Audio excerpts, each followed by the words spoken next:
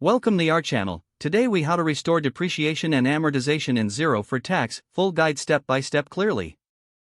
To restore depreciation and amortization in Xero for tax purposes, begin by logging into your Xero account.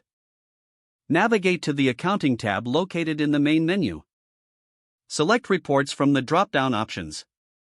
In the Reports section, find and click on Fixed Assets. Locate the fixed asset you would like to restore depreciation or amortization. Click on the asset name to open its details. In the Asset Details, look for the Depreciation or Amortization section. Verify the existing settings and calculations for accuracy. If adjustments are necessary, click on the Edit button.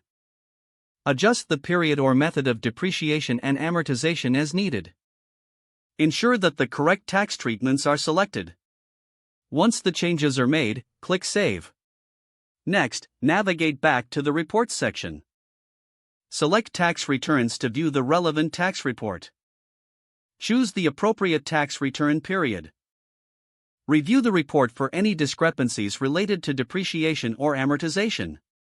If you find any discrepancies, revisit the fixed asset details. Make further adjustments as required to ensure accuracy. After all changes are completed, run the updated tax report again. Double-check that all figures align with your expectations. Once satisfied, you can export or print the tax report for your records. This process ensures that you are accurately reporting depreciation and amortization for tax purposes in Xero.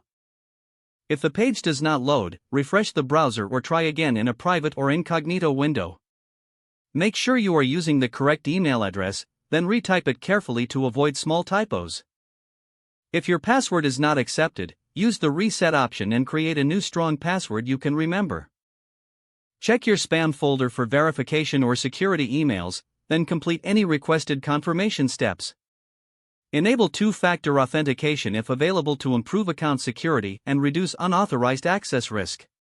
After signing in, review your profile details so your contact information and settings are accurate and current.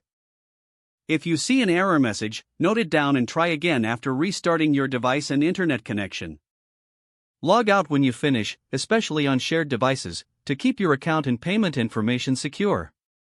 Don't forget to like this video and subscribe to our channel for more step-by-step tech guides.